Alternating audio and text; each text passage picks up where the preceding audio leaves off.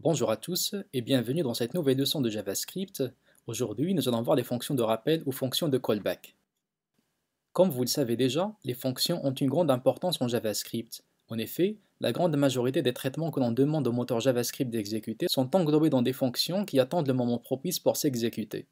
En JavaScript, et comme c'est le cas pour d'autres langages de programmation, les fonctions sont des entités d'ordre supérieur ou de classe supérieure. De telles fonctions permettent d'abstraire les valeurs et les actions, c'est-à-dire qu'ils peuvent accepter les fonctions en guise d'argument au même titre que les variables, et ils peuvent aussi retourner des fonctions. Une fonction passée en argument d'une autre fonction est appelée fonction de rappel ou de callback. Les callbacks sont très utilisés en JavaScript, d'autant plus avec la méthode moderne de programmation qui a été marquée par l'implémentation d'ECMAScript ainsi que la prise en charge de la programmation asynchrone via des techniques comme les promesses. D'ailleurs, les callbacks sont pris en charge de manière systématique dans de nombreuses fonctionnalités prédéfinies en JavaScript. Leur utilisation est d'autant plus fréquente dans l'environnement d'exécution Node.js où on est souvent amené à faire un traitement après qu'un autre soit achevé, comme le fait d'afficher le contenu d'un fichier après que ce dernier soit chargé. Prenons ce code que nous avons traité la dernière fois. Nous avons programmé le gestionnaire d'événements clique sur un bouton, une fois détecté, une action sera exécutée. On va quand même le modifier légèrement. On mettra ici add event listener.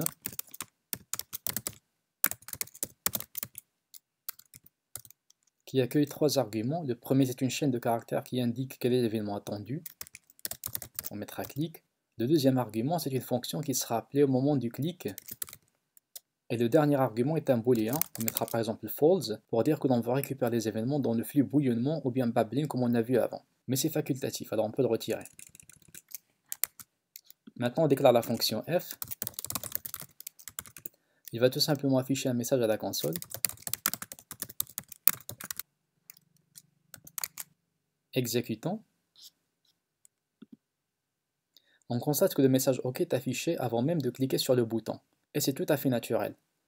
En fait, dans ce genre de situation, le JavaScript n'évalue pas l'événement pour exécuter la fonction. Alors, une fois il détecte la présence de l'appel, il l'exécute aussitôt. Alors que l'idée même, c'est d'attendre jusqu'à ce que l'utilisateur clique sur le bouton pour exécuter celle-ci. Pour régler ce problème, on va placer ici une fonction anonyme.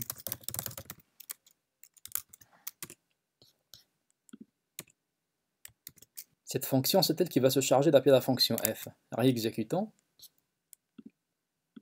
Maintenant, on voit que ça marche, c'est-à-dire que la fonction f est exécutée réellement après le clic sur le bouton. Ce qu'il faut retenir dans ce code, c'est deux choses. La première chose déjà, c'est que addEventListener est une méthode qui fait partie de l'objet document, c'est-à-dire c'est une fonction. Et dans cette même fonction, on a passé plusieurs arguments, y compris une autre fonction. Dans ce cas, cette fonction, c'est une fonction de rappel. C'est-à-dire que jusqu'ici, quand nous nous servons de addEventListener, en fait, on se sert de fonctions de callback sans même nous en rendre compte. La deuxième chose, c'est que pour que la fonction de callback soit exécutée au moment propice, c'est-à-dire dans ce cas au moment du clic sur le bouton, alors il faut qu'il soit anonyme de cette manière. C'est-à-dire si vous mettez le nom de la fonction direct, il sera exécuté directement au moment où le moteur JavaScript interprète le code. D'ailleurs, c'est la même histoire pour le temporisator, qu'on va programmer ici, avec la méthode setTimeout. Le premier argument, c'est la fonction exécutée, on mettra la même f de cette manière. Deuxième argument, c'est la durée d'attente. On mettra 1000 millisecondes ou bien 1 seconde. Dans ce cas, on imagine que quand j'aurai actualisé la page, la fonction f sera appelée après 1 seconde. Mais ce n'est pas ce qui va arriver. Regardez encore. La fonction f est appelée avant même l'expiration du délai. Et c'est pour la même raison. Parce que la fonction f, vu la manière avec laquelle elle est déclarée, elle est appelée directement par le moteur d'exécution JavaScript. Alors l'astuce c'est la même. En fait, il y a deux façons de faire. Soit on met la fonction entre des doubles cotes, dans ce cas elle sera évaluée en tant que fonction, et ça devrait marcher. Alors on attend 1 seconde et le message OK est affiché, mais cette méthode c'est un peu déconseillé. Par contre la meilleure solution c'est une fonction anonyme encore. Comme ça, réexécutons, on attend 1 seconde et le message est affiché. Alors là aussi c'est bien. Encore une chose, c'est que cette timeout c'est une méthode de l'objet window, c'est-à-dire c'est une fonction. Et en guise d'argument, il accepte une autre fonction. Alors dans ce cas aussi, ça c'est une fonction de rappel ou bien un callback. C'est-à-dire que nous avons très souvent utilisé les fonctions de callback jusqu'ici. Maintenant, créons un autre exemple. Supposons que l'on veut créer deux fonctions, une qui va faire la somme de deux nombres et une qui va faire le produit de ces nombres-là. On va les appeler par exemple sum qui va accueillir un argument qu'on appellera A et qui va retourner A plus 1. C'est-à-dire on va additionner le même nombre. Deuxième fonction qu'on appellera produit qui va accueillir aussi un argument qu'on appellera aussi A et qui va retourner le produit. Maintenant on déclare une troisième fonction qui s'appelle opération et qui va accueillir deux arguments. Le premier argument, c'est le nombre que l'on veut engager dans l'opération, on mettra par exemple toujours 1 si vous voulez. Et le deuxième argument dans ce cas, c'est un callback. C'est-à-dire c'est une fonction qu'on en va appeler. Vous avez deviné que cette fonction s'agira soit de produit ou bien de somme. Alors on note juste le nom de la fonction sans mettre les parenthèses ni rien d'autre. Ce qu'il va nous retourner, c'est le résultat de l'opération, représenté par la fonction callback, à laquelle on passe l'argument A. Maintenant, appelons la fonction opération. Et on va lui passer deux arguments. Le premier, c'est le nombre que l'on veut engager dans l'opération, dans ce cas 5.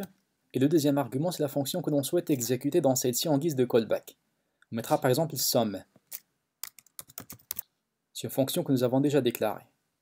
Le résultat qui sera retourné, on va l'afficher dans la console. Alors exécutant, on obtient 10 qui est la somme de 5 plus 5. De la même manière, au moment de l'appel, on peut passer la fonction produit. Et on obtient 25. Alors vous avez encore constaté que la fonction opération accueille deux arguments. L'un d'entre eux est une fonction de callback ou bien une fonction de rappel. Et c'est au moment de l'appel de la fonction opération que l'on décide quelle fonction on veut vraiment exécuter. Est-ce que c'est somme ou bien produit? Ça permet bien sûr de rendre le code plus maniable, c'est-à-dire que dans cette fonction, on ne va pas fixer l'opération que l'on souhaite effectuer, mais on va donner la main au développeur de choisir s'il veut exécuter produit ou bien somme en la passant en guise d'argument. Bien entendu, souvent on a un ensemble de traitements que l'on va exécuter avant d'appeler la fonction callback, parce que c'est l'idée même du callback. C'est-à-dire qu'elle est exécutée généralement à la fin d'un traitement, parce qu'il aurait forcément besoin de ressources qui seront calculées au préalable. Encore une chose, on va maintenant réécrire ce code avec les fonctions fléchées pour qu'il soit plus abrégé. Alors là, on mettra somme égale. On a une seule ligne avec le return, on peut retirer ça aussi. Et on mettra ici une flèche. Ça signifie qu'on a créé une fonction qui s'appelle somme, qui accueille un seul argument A, et qui va retourner A plus 1. Même chose ici.